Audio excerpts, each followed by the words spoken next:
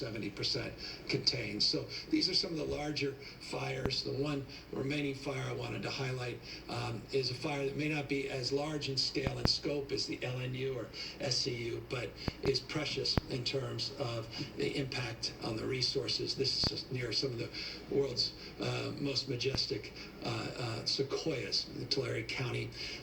Stubborn, again, 0% containment. Now we are at 1%, but nonetheless, 1% is progress, but you can see the number of acreage, 23,000 up to 42,000. We again are monitoring this one very, very closely. So that's it. Broad strokes update in terms of the wildfires in the state. Let me just update you quickly on the case numbers on COVID. In the last week, we've seen a reduction in the total number of cases, COVID-19 cases. 4,708 is our 7-day average. The new numbers came in yesterday, 4,255, and that's based upon over roughly 110,000 tests that came in. Over that 110,000 tests, some 4,255 individuals were tested positive. We always look at the 14-day positivity rate.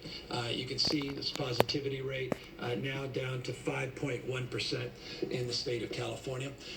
Interestingly, and I think importantly, the 7-day, this is the 14-day positivity at 5.1%. The 7-day positivity is at 4.4% in the state. So 4.4% positivity in the state of California over the last 7 days, 5.1% over the last 14 days. You also can see the average number of daily tests is starting to go back up again.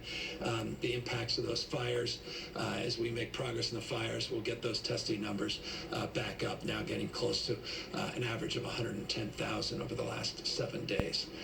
Speaking of the last 14 days, we've seen a reduction in hospitalizations and ICUs, tracking roughly equivalently, 23% decline in hospitalizations over the last 2 weeks, 23% decline in the total number of ICU patients that we've admitted into our system over the last 14 days. So progress, ICUs, progress, hospitalizations, real progress we are seeing in sort of stability with our positivity rate, both on the 14-day and on that 7-day. You can see the 7-day average down to 4,708 as we continue to get tests north of 100,000, averaging just shy of 110,000 tests.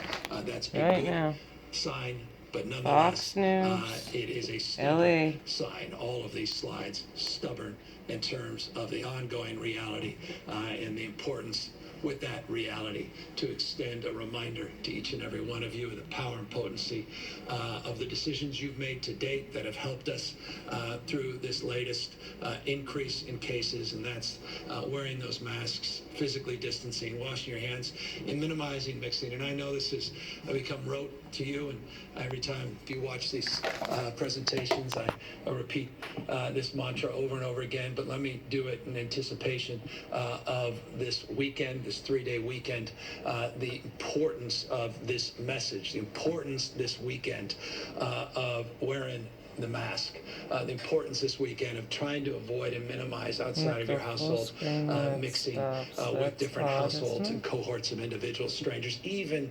friends and extended family that you haven't seen or been with. This is so foundational.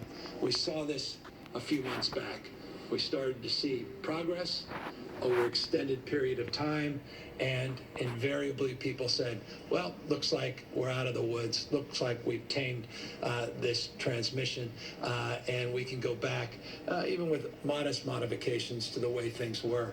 That absolutely, we must learn from that example. We must absolutely learn from that more recent historic example, and that's why it's more important than ever to be vigilant as we work through the next few months, work through this flu season, what we call this twindemic, the COVID-19 now meeting flu season, and work through this invariable second wave as we get to closer to these vaccines and the high quality therapeutics that ultimately we will have. The question is, what impact will we make in terms of mitigating the spread until that impact is demonstrable by your example and by the potency and power of these simple four tasks. So thank you again for time and your attention.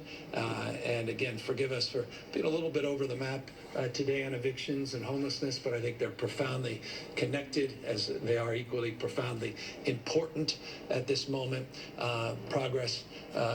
Profound progress on these wildfires.